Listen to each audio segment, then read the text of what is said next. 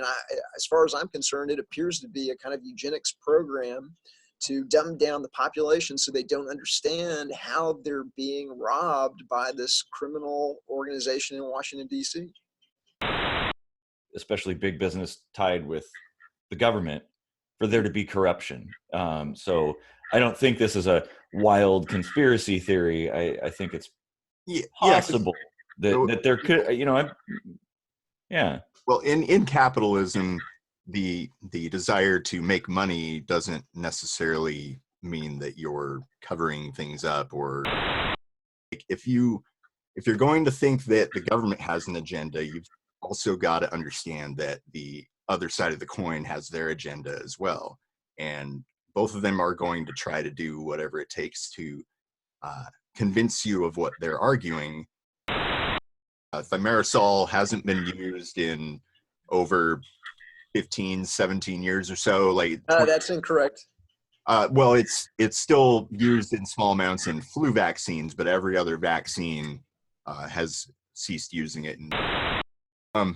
Do you believe that there is a alternative to vaccines to combat these diseases?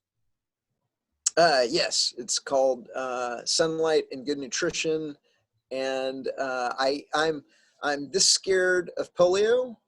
I'm that scared of the neurological damage that could be done by aluminum phosphate, aluminum hydroxide, polysorbate 80, mercury in the form of thimerosal, and the fact that the particulate size could clog the little micro capillaries in a developing baby, in a baby's developing brain. I think, however wild people are interpreting all of this, it's important to analyze data, because things are not black and white. And the measles vaccine kills more people through adverse reactions than the measles does. You do realize that, right? That's not true. You want to bet on it? Would you like to bet on it right now? Would you like to bet on the data? I'll just look it up people, here. Did I win the debate right there? Did I just win? Victories? Did I just win the whole debate? Wow, that's pretty good.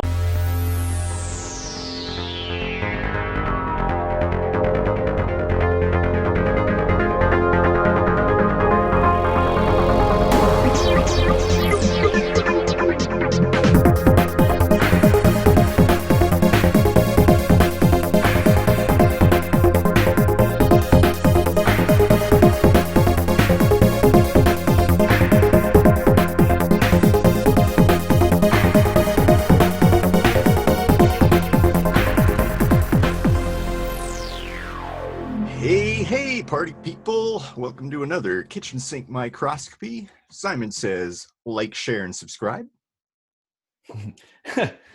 And I'm Eric Rosenblatt, and don't forget we write our own music, so stick around to the end of the episode, and if you hear something new, you can get it by going to patreon.com/ksmvidcast.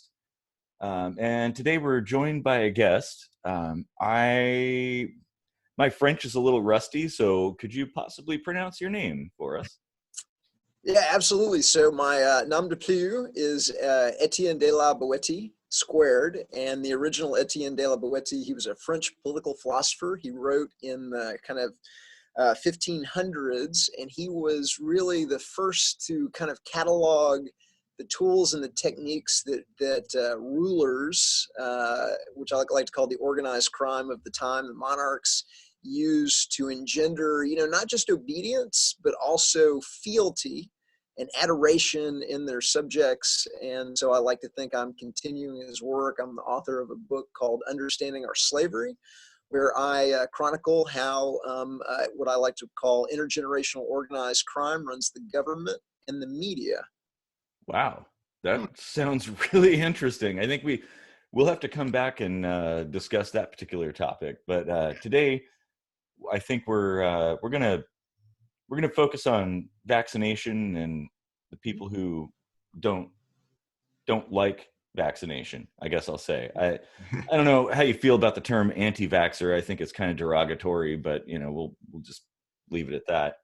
And I'll be a bit of a moderator here because, you know, though I believe in vaccination, I'm sympathetic to the other side of the discussion. So I think I can kind of balance everything out. You know, Well, Casey being a biologist is yeah, a little bit different. You were once a skeptic of vaccines yourself, so you've been on both sides of the fence. And I have, yeah, and so it's still with me. So you know, I think I can counterbalance everything nicely. Yeah. So, let's see. How should we begin? Should we begin with? Well, how about maybe just an overview of what your general philosophy is behind the idea of vaccination? You know, I don't know if like everyone sees the other side of the coin the same way. You know, like maybe there's certain vaccines you're okay with, like polio or whatever. But you know, why don't you just give us kind of like a broad overview of where you become skeptical of vaccines? Yeah, sure. So first of all, you know, the thesis of my book, you know, intergenerational organized crime running the government and the media.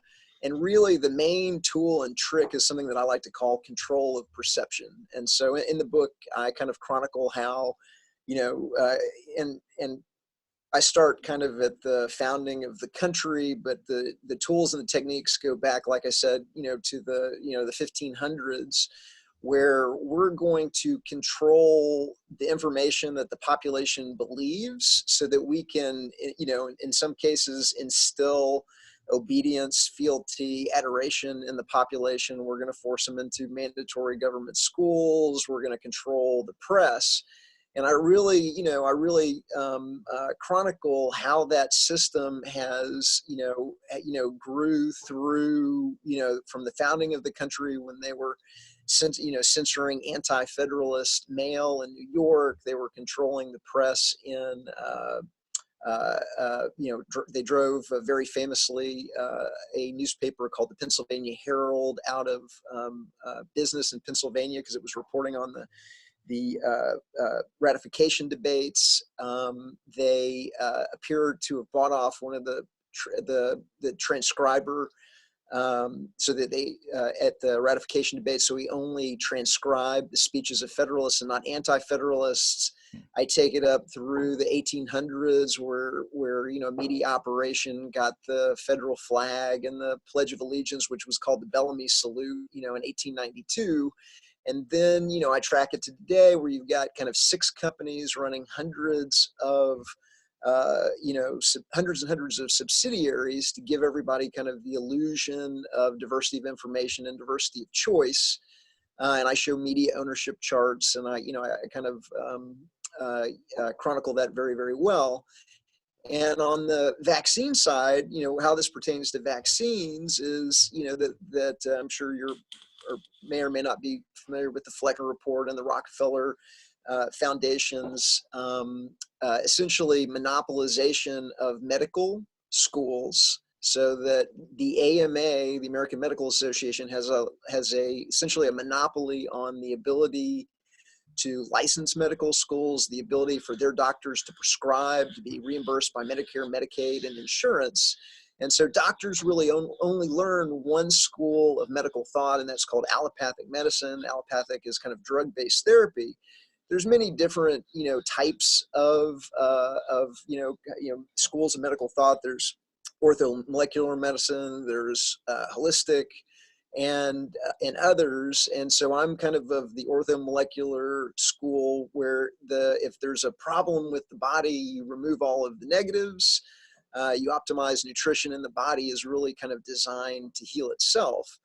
And so if you take a look at diseases like polio and, measles, mumps, rubella, all of these diseases, they were dropping like a rock through the 20th century. Vaccines kind of come along, somewhere right in the middle, and then the PR effort of the vaccine industry takes credit for, the rest of the drop. In some cases, and so that, first of all, I don't believe that vaccines were efficacious in really getting rid of the diseases as much as plumbing was. I think that, plumbing, getting the, once we transitioned from horses to cars, getting kind of the, the poop out of the street. But the main thing that they've been able to do is they've been able to cover up the neurological damage that vaccines cause by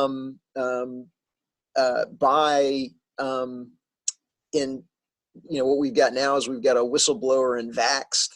I'm sure everybody's familiar with the movie Vaxxed, where you've got, Dr. William Thompson at the Centers for Disease Control has kind of come forward. He was one of the named authors of the MMR study. And he said, hey, we lied. We covered up, we changed the numbers. We got together in a room and we destroyed the evidence. And he names the names of the people that were in the room. And the CDC hasn't, disputed that, and the Congress won't do anything about it. But you can go and you can watch the, the award-winning documentary Vaxxed. That's one of the, most popular documentaries on a medical subject ever. And you can hear his testimony as he discusses it. And so when you take a look at this incredible increase in autism, and you take a look at this incredible increase in asthma, and you take a look at this incredible increase in food allergies, and you're like, number one, like there's just kind of common sense, like what changed, from the 20s, 30s, 40s to today that could possibly be responsible for such an incredible rise in all of these afflictions. And you're, like, what's the common denominator? And it's, number one, it's kind of like obviously vaccines. Number two, there's kind of like a common sense component when you take a look at the ingredients in vaccines. You've got the mercury. You've got mercury, which is the most toxic heavy metal known to man that is non-radioactive. It's added to vaccines in the form of a preservative called Thimerosal. You've got aluminum phosphate, you've got aluminum hydroxide, you've got polysorbate 80. And so kind of it's like common sense that, if you've got neurological issues in kids and you're injecting them with heavy metals and aluminum in the form of these adjuvants that they add to the vaccines, that they're obviously the number one, culprit. And then finally, I could go on, but finally you've got the vaccine court admitting that vaccines cause autism, paying billions of dollars in damages. And that's for the parents that have the kind of the gravitas and the resources to wind their way through this, this secret vaccine kangaroo court and get all the way to the end and not take the payoff to drop the case and then actually win the lawsuit. And it's only a small fraction that does it because the doctors have no incentive to self-report that the shot that they just gave your child gave them the febrile seizure or gave them the adverse reaction, or or they show up dead the next day of quote unquote SIDS, which I think is really VIDS. And so, if you put that together, as far as I'm concerned, it appears to be a kind of eugenics program to dumb down the population so they don't understand how they're being robbed by this criminal organization in Washington, D.C. Wow. That's it's a lot of points to analyze there. What do you think about that, Casey? Well, I guess the first point I'll address is Thimerosal hasn't been used in over 15, 17 years or so. That's incorrect. Well, it's still used in small amounts in flu vaccines, but every other vaccine has ceased using it. That's incorrect. The Hep B virus, which is given on the first day of VAERS, still has Thimerosal in it. And also, so because this is an organized crime system, and because they're sneaky, and because they're out to hurt you, even vaccines that are quote unquote Thimerosal 3 can still have 0.03 micrograms of Thimerosal, which, if you've ever seen the University of Calgary video showing what just a tiny trace amount of mercury can do to brain tissue. It literally denudes the myelin sheath around the neuron, just like rolls it back like a rug. I mean, it's you know, even in tiny, you know, doses that they still call thimerosal free, it's still very, very toxic, and I would argue it's probably still having some kind of effect. So I just wanted to point that out. Okay, well, I mean, even if they are still adding something without listing it as an ingredient, thimerosal is not equal to mercury. It may contain mercury, but the way it's digested is via ethyl mercury, which is more or less harmless, versus methyl mercury, which you could get from eating fish, and in way higher quantities, of course, too. And that methyl mercury is actually capable of doing some damage. But I mean, you see people eating fish all the time, and you know, you don't have autism from eating fish, or maybe that's the correlation to follow. You know, so it's like there's a lot of differences between eating something and having to go through the digestive system, and injecting something directly into the bloodstream of a baby.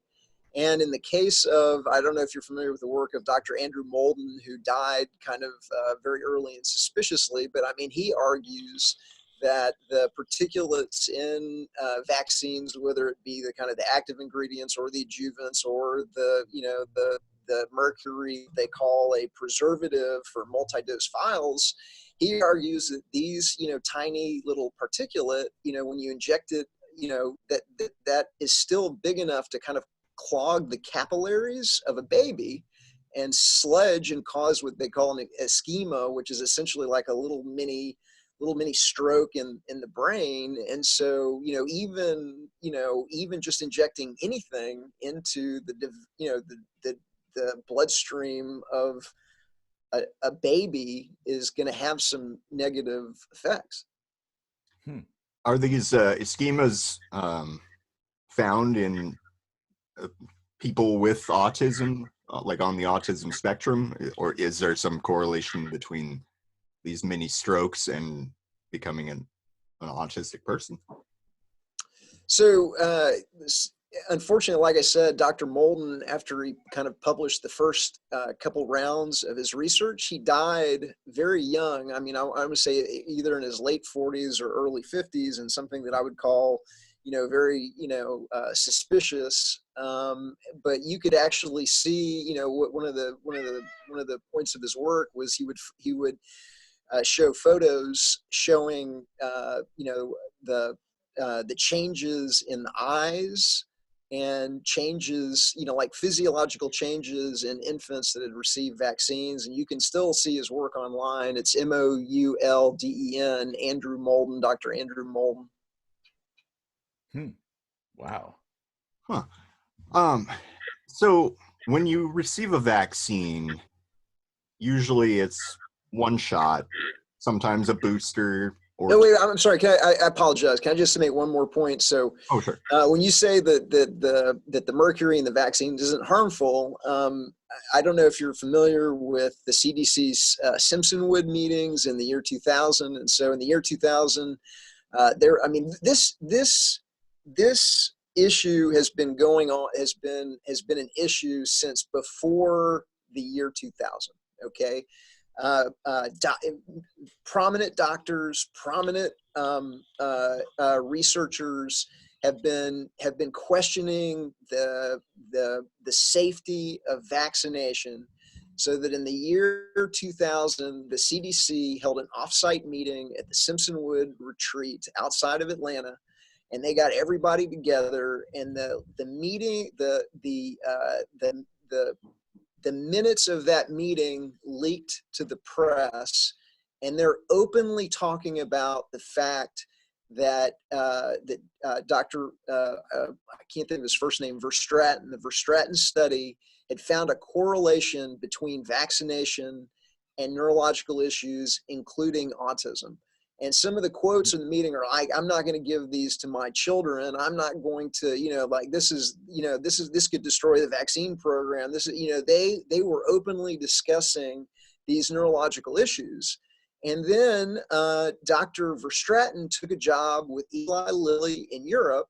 And when he republished the paper, all of a sudden that correlation was gone.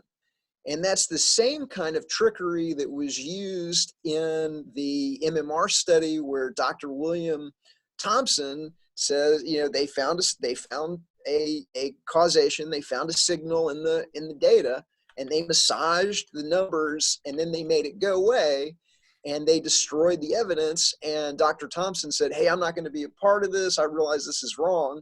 And he kept his research, and now he's whistleblown on the exact same thing. So I would argue that they've known and were openly discussing the fact that Mercury was causing this issue. And then they just made it go away. And now they made it go away a second time. And now we've kind of caught them, even though we caught them the first time. There's a great Robert F. Kennedy article in Rolling Stone magazine. If you search Robert F. Kennedy, Rolling Stone, and Thimerosal, Verstraeten, Simpsonwood, you can pick it up. Very, very detailed article that has all of the quotes out of the meetings, all of the details of what happened.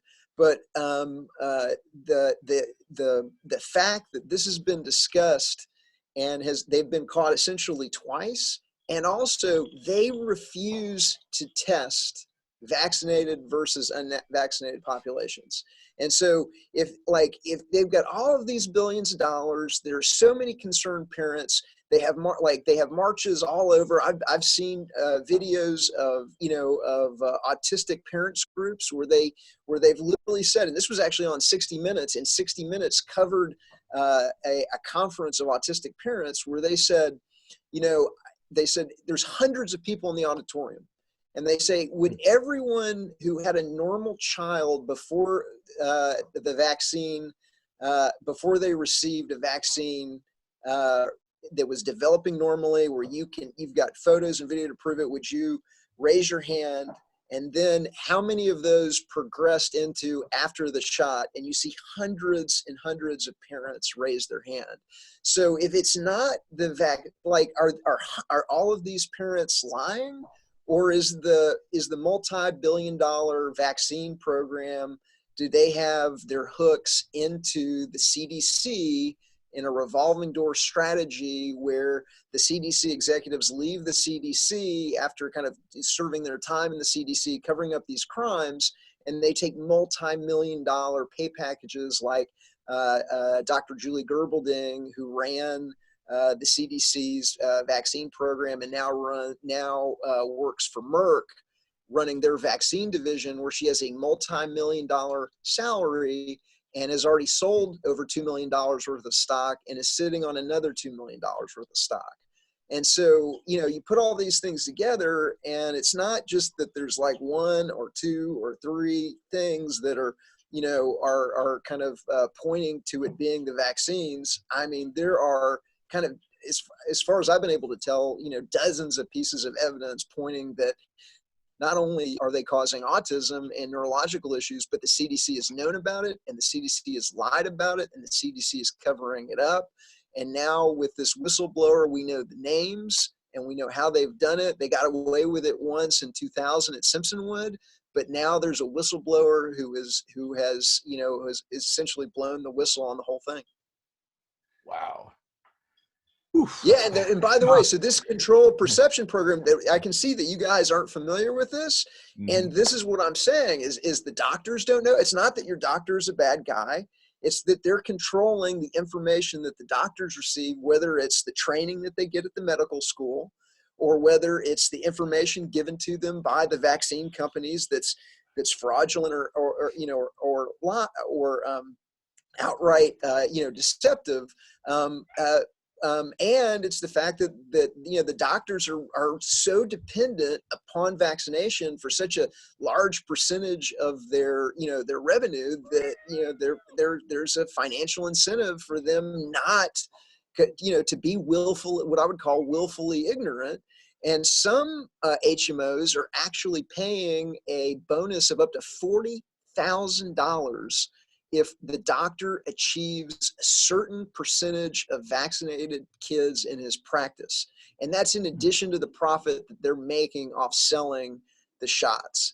And that's part of the reason why they also got no, so if you take a look at the VAERS, the Vaccine Adverse Reporting System, and the VSID, those are all self-reporting, so they've got no incentive to report when there's an adverse reaction, and they have every incentive in the world when there is an adverse reaction to say, no, that's normal, or no, that wasn't related to the vaccine, and no, it wasn't the vaccine, your child just died of SIDS. We call it sudden infant death syndrome. They just die. Yeah, your son got a vaccine yesterday, but it's not related. Yeah, well, I just want to throw in that definitely I think it's pretty common in big business especially big business tied with the government, for there to be corruption.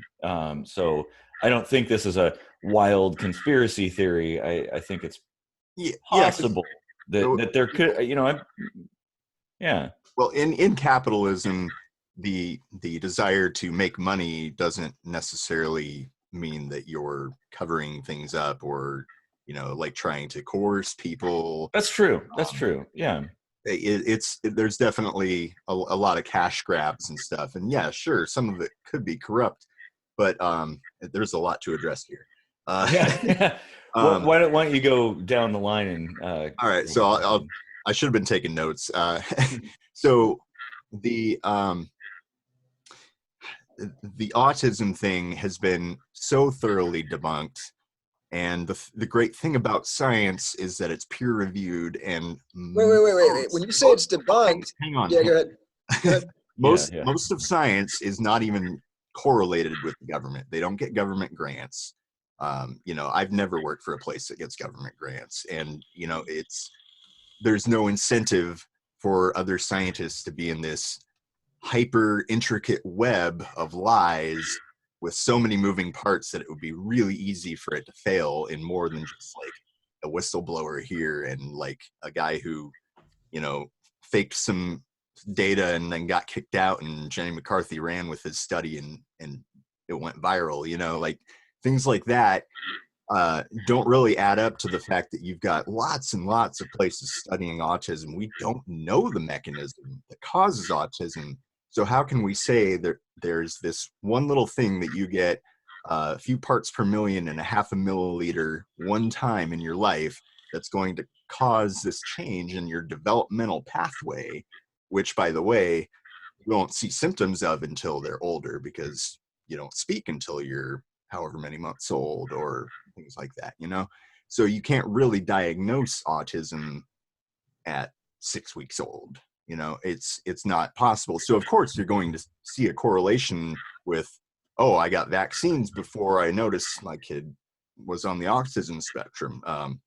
My kid started using teething rings before then. My kid switched off of diapers before then. You could pick anything and correlate it to the fact that, oh, that's what changed before I noticed the autism, right?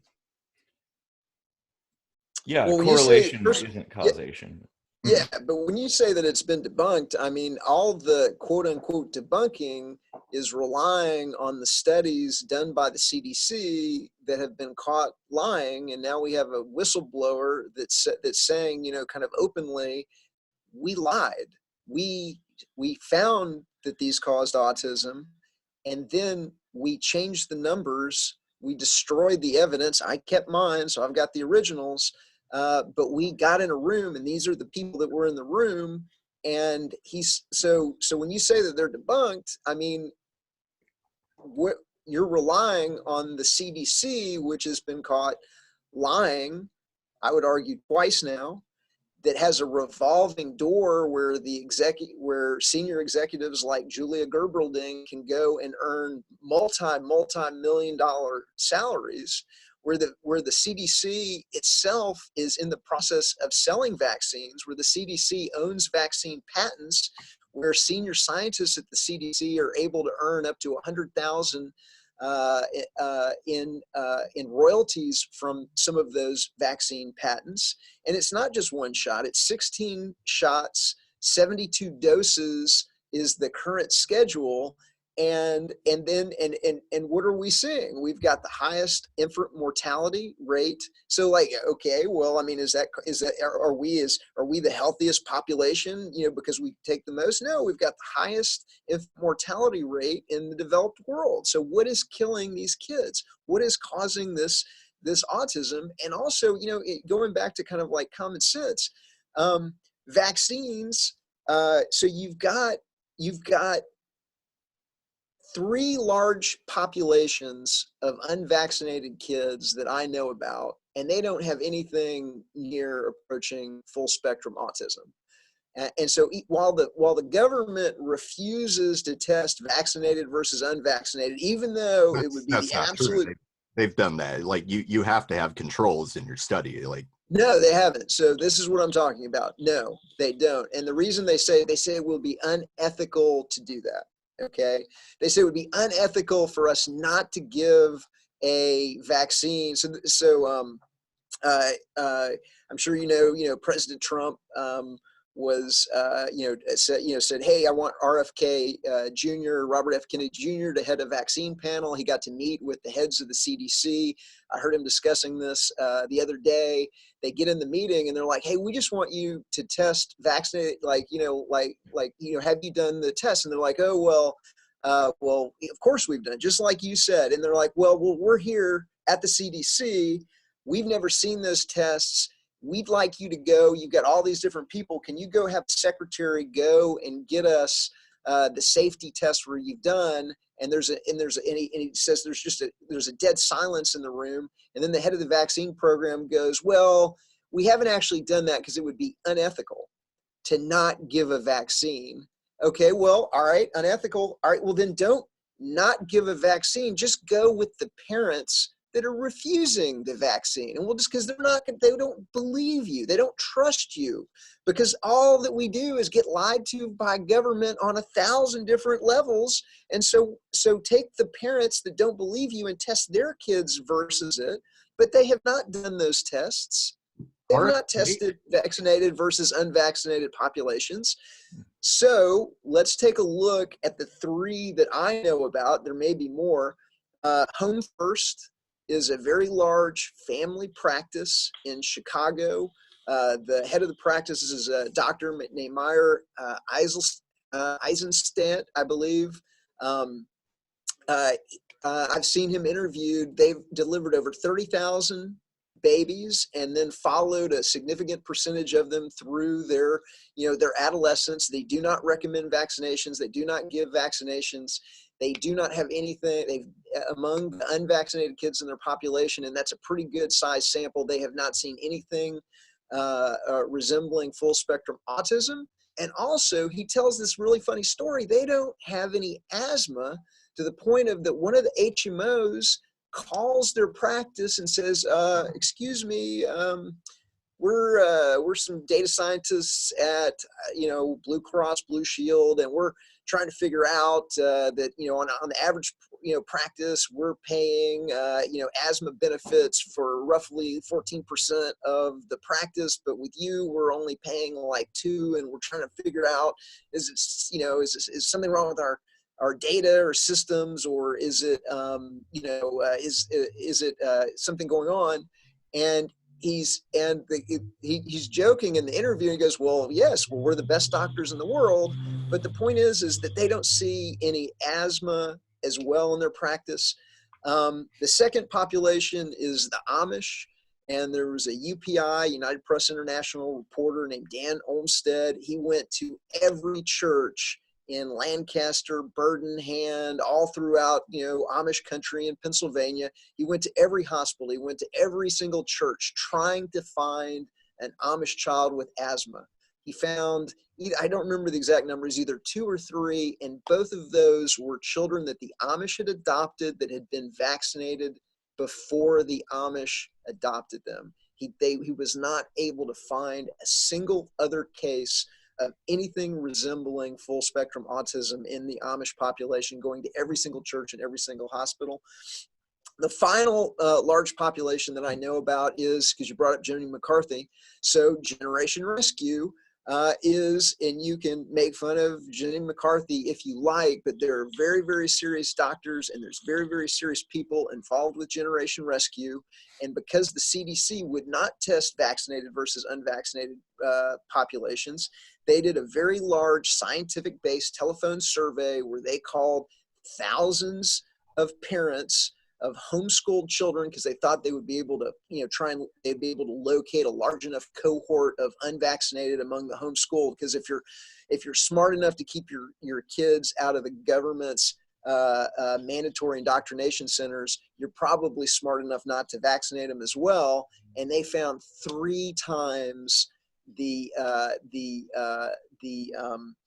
incidence of neurological issues in children that had been vaccinated versus unvaccinated, and in addition to a whole host of other health-related maladies, from ischemia to asthma to food allergies, things like that. And so I can keep stacking the evidence up, man. Okay. But it's well, I want to give Casey.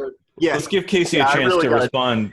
Because there's like a lot to unpack here. So yeah, we gotta even this out a little bit. So, are these sample sizes of a high enough count that you think that maybe natural occurrences of asthma should crop up? Because surely you're not suggesting that the only cause of asthma is getting vaccines, because asthma was around before we even had vaccines. It's an autoimmune disorder that is basically predetermined in your development long before you're even born.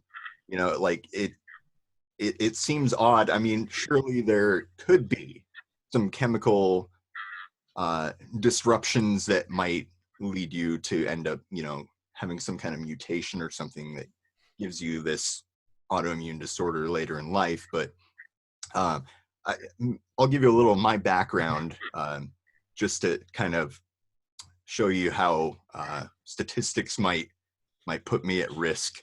I've had a stem cell transplant, which wiped out my immune system entirely, and I had to have my childhood immunizations re-administered in my mid-20s. And I mean, I've never had any kind of adverse reactions. I've had 2 points in my life now to look at before and after. And I know it's anecdotal, sure, but there's a lot of these anecdotes. There's like billions of people, and it's not just the US that has vaccines. So if you're just pointing to the US and saying, look, we're getting more SIDS, we're getting more asthma, blah, blah, blah, there's way, way more things that could possibly be contributing to that than just vaccines, because those exist in other developed countries. And I don't see how the occasional person who comes out and says, oh, I've got this evidence that we sat in a room and lied and I kept my research papers and stuff. Like, if he has and he has released them, I'd like to read them. But knowing— You haven't seen Vaxxed? No, I have not. But here's what I do know about having worked in science. You sign non-disclosure agreements. You sign away all of your ideas to the company. And if you take those elsewhere, you're in deep shit. Financially, you could go to jail. Like, you would be like this guy, if he really took these research notes and he's disseminating them and blabbing his name, and he's going to be in deep trouble legally. Now, he explained to the researchers how to request them in a way that the CDC would not be able to penalize him. And so essentially they've got him kind of locked in the basement, working on other stuff until he gets his little government pension and everything. And the Congress is ignoring it, and everybody is ignoring it. But you really should not be having this debate until you understand the most important piece of evidence that has ever come out implicating vaccines in this tidal wave of neurological and health issues that our kids are experiencing.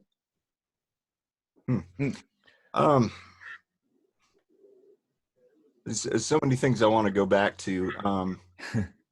You at the head of the show, you had mentioned molecular and I'm sorry, Orthomolecular medicine. orthomolecular. Yes. Do you believe that there is a alternative to vaccines to combat these diseases? Yes, it's called sunlight and good nutrition. And I'm this scared of polio. I'm that scared of the neurological damage that could be done by aluminum phosphate, aluminum hydroxide, polysorbate 80, mercury in the form of thimerosal, and the fact that the particulate size could, clog the little micro capillaries in a developing baby, in a baby's developing brain. I'm like, we're having this, like, I'm even less scared of measles, which, causes kind of a flu-like,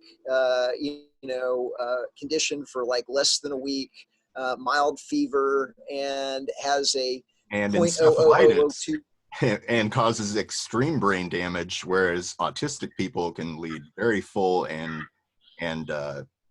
basically like almost not impacted whatsoever kind of lives. Like, I know You realize even using the VAERS data that the measles vaccine kills more people through adverse reactions than the measles does. You do realize that, right? That's not true. You want to bet on it? Would you like to bet on it right now? There's like, would you like to bet on the data? I'll just look it up people, here. What? How many people die of MMR vaccines? Is that what you're saying? How many people die of adverse reactions to the MMR virus versus how many kids die of measles? Or let's say have died before the vaccine, maybe. Well, let's just see. Deaths following vaccination. And you should use DuckDuckGo instead of CIA Google.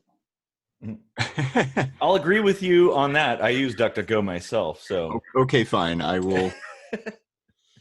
Because it's a controlled perception program. Mm.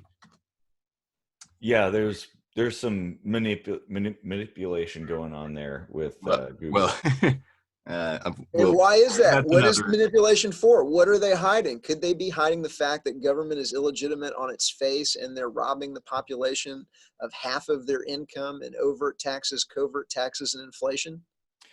Yeah, well, that's a whole totally different subject. We'll have to revisit that one. Because that's the biggest scam. I mean, it's all illegitimate. They're robbing us. We're being robbed. Yeah, I mean, from the standpoint of Google versus DuckDuckGo, the search results in Google are definitely manipulated and different between individuals. Your search history, all those kinds of things, whereas DuckDuckGo doesn't apply any of that. It's kind of, I guess, clean. And they don't track you. So I'm cool with that. Right. And so like I mentioned, I wrote the book, Understanding Our Slavery. I back it all up with a flash drive Dropbox that we call the Liberator. And I've got 8 gig of evidence of kind of government criminality, ranging from the theft of trillions to the TARP and the TALF and the bailouts. The Pentagon is missing, depending on whose estimates you listen to, 10+ trillion to $20 trillion in unaccounted for accounting adjustments. Amtrak claims they lost almost $1 billion on food and beverage alone. The post office has lost $57 billion. They've shipped they lost $6 billion in physical cash that they flew into Iraq, in physical cash that they flew on C-135s. I mean, this is a full-scale robbery, and all of a sudden it makes sense why they might want to have a program to dumb down the population so they don't understand how they're getting robbed. And as as improbable as that sounds, like I said, I back it all up in the book, Understanding Our Slavery. And in the flash drive, I have an article called How the CIA Made Google that pulls back all of the garage, Sir Greg Brin in a garage story, and goes through the specific DARPA, Defense Advanced Research Project Agency programs that Google came out of. Yeah, Facebook is a DARPA program called LifeLog. I believe, didn't Google receive In-Q-Tel funding like Facebook did? Well, indirectly. So the Google Maps program came out of something called Keyhole, and that's the NSA's Keyhole surveillance surveillance satellites. And so that was like, do you remember when Google Google Earth popped up, and you're like, oh my God, where did that come from? That's like so far ahead of where I thought the science and the technology was. And that's because the military and the intelligence agencies, they're a decade ahead of what they're leaking out into society. They had the internet, way before they released it to us. And the number one weapon in the U.S. arsenal is not nuclear weapons. It's not hydrogen weapons. It's control perception. Can I get you to believe that you're not just a human being, that you're an American because you were born on this side or that side of an imaginary line, and because you're born here, you now owe us half of your income. Yeah, it's information is the greatest weapon in this era. Exactly. Absolutely. And I want to stress that I think, however wild people are interpreting all of this, it's important to analyze data, because things are not black and white. And I think, how are you doing there, Casey? These are journal articles. It's very hard to skim through dense material. Well, there's something in the range of like 1 in 4 million people die from vaccines. Whereas like with measles, I mean, we don't see a lot of it now because we damn near eradicated it, which wasn't even coming close to happening before vaccines were around. So Casey, I'll tell you what, we can follow up, and I'll bet you $50 right now that more children die of the measles vaccine through adverse reactions than die of the measles. And keep in mind that less than 5% of vaccine adverse reactions are actually tracked through VAERS, and that's a CDC number, because most doctors have no incentive to self-report the reaction. So that overwhelming vast majority of reactions are not reported to the VAERS database. Well, then how are you getting your numbers if they're not? Because even the small amount that are, it still is more than die of measles.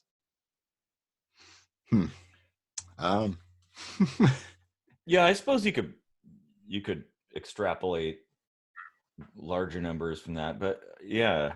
What do you think? If you're pushing vaccines, and have you thought about the fact that if you're out there pushing vaccines and you're wrong, because perhaps some organized crime interests have been controlling the information you receive through a variety of ways that you may not have been cognizant of, that may be hurting children? No, because autism is not like a deadly disease. It's not harmful whatsoever. It's not harmful. You've never seen it. I would have to say, like, harmful. Did I win the debate right there? Did I just win? Victories? Did I just win the whole debate? Wow, that's pretty good, man. I don't know that it's a win-lose kind of thing. I think this is just an ongoing discussion that I think, to me, is actually really important. I think we should be doing this. From a scientific standpoint, it's important to analyze things and ask questions and challenge what we believe. Don't just believe or disbelieve something, look, research, definitely do your own research, and don't accept blindly the opinion of everybody, or I guess authority figures. I think it's important to actually do your own research. I mean, right. And so I was in I've done 3-man weeks responding to court-ordered interrogatories in a custody dispute with my ex-wife, which is how I know so much about vaccines, because I actually put my business on hold. It cost me over $100,000, but I made a full court press to understand and respond to specific court interrogatories. I produced a deliverable that thick. And so I know what I'm talking about on this issue. And I am, like I said, I'm that scared of the measles. I'm that scared. I'm friggin', my arms can't go as much as I'm scared of mercury, aluminum hydroxide, aluminum phosphate, polysorbate 80, and the entire cocktail of garbage that is in vaccines. Latex. Now, why do you think it is that so many scientists say that those things are safe and very few are saying that they're dangerous? I mean, like, I don't even have a PhD in biology, but I already know that clogging arteries and things like that, and capillaries and stuff with these trace amounts of stuff is kind of hogwash, to be a little blunt about it. I mean, it's especially, I mean, these are things that are just going to get flushed through the body and metabolized. And, you know, the thimerosal, even if it were still used, is ethyl mercury as a metabolite, which is just fine. You know, all these other things, the aluminum, you breathe in more aluminum than you get in one little dose, you know, like, so you're breathing a lot, right? All day, every day, and you're getting all this aluminum. And, you know, ultimately, when it goes through the lungs, it goes right into the bloodstream. You know, the lungs are covered in capillaries and such. So, of course, what's happening there is things are just going into the bloodstream. So you can't really say that it's different because you're eating it, right? Because that is different, you know, that you digest that and different things happen. But, you know, inhalation, pretty close to, you know, under the tongue dissolving. Sublingual. Yeah, sublingual. You know. So to answer your question, because there's a question in there, and your question to me was, why do so many doctors and so many scientists believe that vaccines are safe and effective? Is because the CDC is lying to them, and that the research in the overwhelming amount of the safety studies has been done by the drug companies themselves that then give it to the CDC. And so that we're talking about billions and billions and billions of dollars that are at stake. And I wouldn't argue that these are capitalism. This is crony capitalism. This is organized crime that is lobbying and bribing politicians to get public health officials at the CDC to get these vaccines added to the schedule, because once they know it's added to the schedule, it's $1 billion plus payday for the company. And so that amount of money buys a lot of acquiescence. It buys a lot of covering things up. And again, there aren't that many independent researchers that are doing the research to check. Now, on my YouTube channel, so Etienne de la Boetie² on YouTube, we'll add a link for that, by the way. So I have an interview. With Dr. Mark Gear and his son David Gear, I think he's probably out of his PhD program. He wasn't out of the PhD program there. He's probably got his doctorate by now, where they actually tell the story. And if you don't see anything else, just go to my YouTube channel and watch them tell the story of what happened when they tried to get access to not the VAERS data. So there's two big databases. There's VAERS, which is the Vaccine Adverse Reporting Safety Reporting Database, and then there's the VIDS, which is a database that has vaccine information and also health outcomes of children. How many children, from the Kaisers or Blue Cross Blue Shield had asthma, so that you can actually see, are we seeing a correlation between the children that received a specific vaccine and them having more asthma? Are we seeing a correlation between children that had this particular combination of vaccines and this? And just take a look. And so they were the only ones at the time that had ever gone to actually see the thing, to actually do independent research in the database.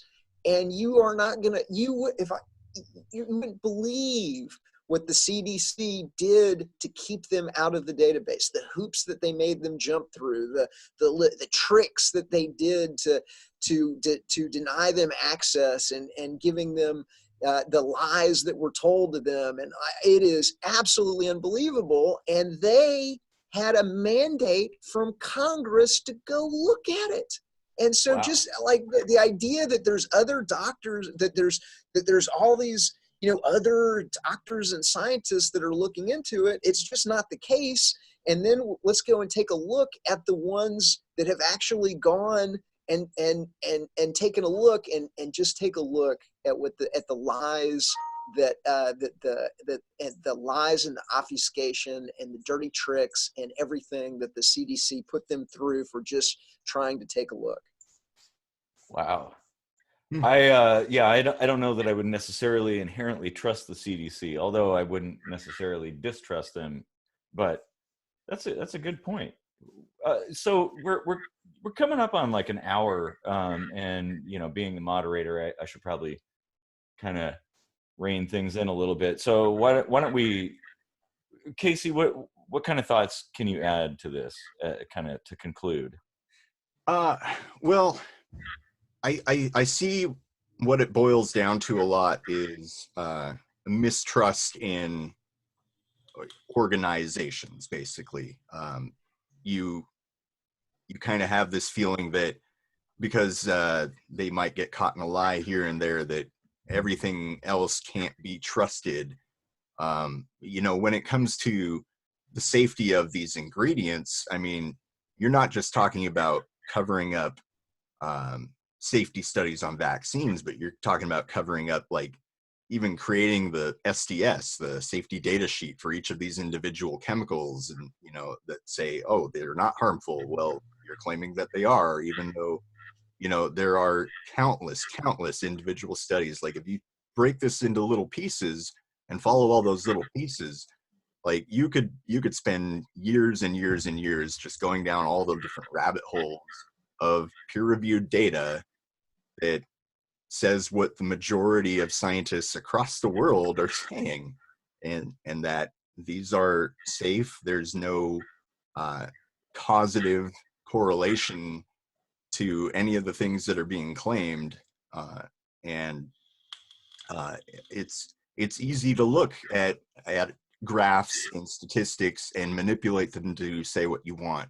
It's easy to go to a .org site that lists a bunch of sources and assume that they're not taking their own spin from each of those conclusions and twisting them into a skein of their own agenda. Like, if you're going to think that the government has an agenda, you've also got to understand that the other side of the coin has their agenda as well, and both of them are going to try to do whatever it takes to convince you of what they're arguing.